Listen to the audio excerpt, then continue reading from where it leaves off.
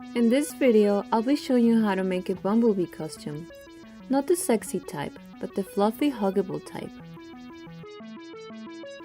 For the fabric, I recycled a black blanket that I had.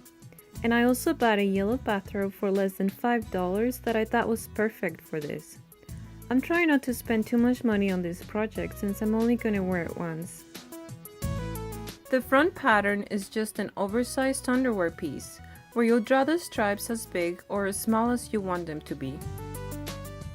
For the back, instead of doing one big piece like the front, you'll divide it in half and add that curve that will represent the stinger part of the bee.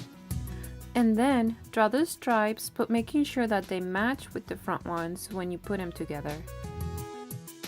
Then make pattern pieces for each of those stripes. Cut out one front piece and two of the back pieces out of the black fabric and the stripes out of the yellow fabric. Sew the stripes in place using a straight stitch, and when they're ready, sew the two back pieces right sides together at the curve, making sure the stripes align with each other. Then sew the front and back piece together at the sides and the bottom.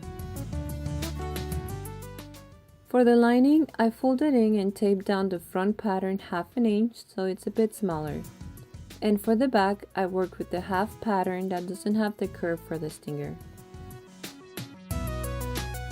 I used some old jersey fabric that I had, and once I had cut out the pieces, I stitched the top and bottom together using a straight stitch. Then sew the lining to the bottom piece by putting them right sides together.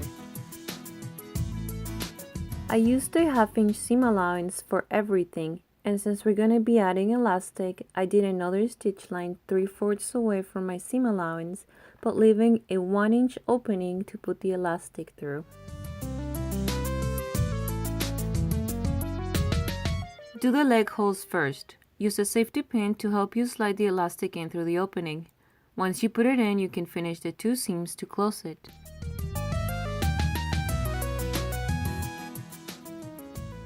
For the waistline, I used a wider elastic, so my second seam was 1 inch away from the first one, and my opening was about 4 inches because I also had to turn the whole thing right side out through that opening.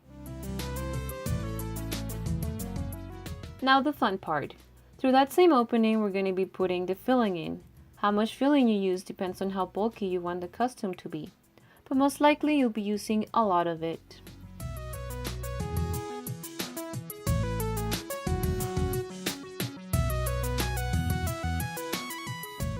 Then you can continue putting the elastic through it, like we did with the leg holes. And for this part, you have to hand stitch the opening closed. For the top, the pattern will be an oversized crop shirt for the lining, and the outside will be the same pattern but divided into the different stripes. The back will have the same stripes, but there has to be an opening through which I'll be connecting my wings, and a flap to cover that opening. The flap will have Velcro at 3 points to hold it down in place. Add the Velcro first to the flap and then sew the stripes together with the flap in between. Then mark where the corresponding Velcro pieces will be sewn to the stripe and sew them in place. Once you've attached all the stripes together, sew the front and back pieces together at the sides and shoulders. Cut out the pattern pieces for the lining, and don't forget the back lining also has the same opening for the wings. I added some fusible interfacing around the opening. To do this, just cut out a big square of the interfacing and iron it on the lining so that it covers past the opening area. Then go back and cut out the opening. Sew the two lining pieces together. Once you have them ready, the first thing to do is to sew the square opening by putting the lining and the bee top right sides together. Before you flip it over, make sure you cut to, but not past, the corner points. This will give you those nice corners.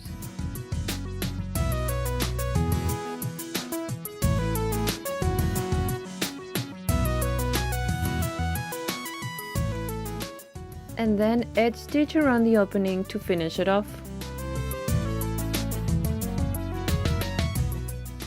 Now you can finish sewing together the lining and the outside at the neck and at the armholes. When you get to the waistline, you will be doing the same thing that was done for the bottom's waistline.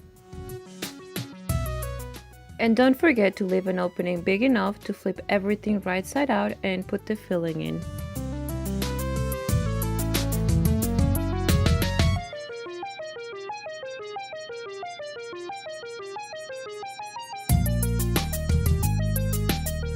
Then finish it off by putting the elastic in and hand sewing that opening closed.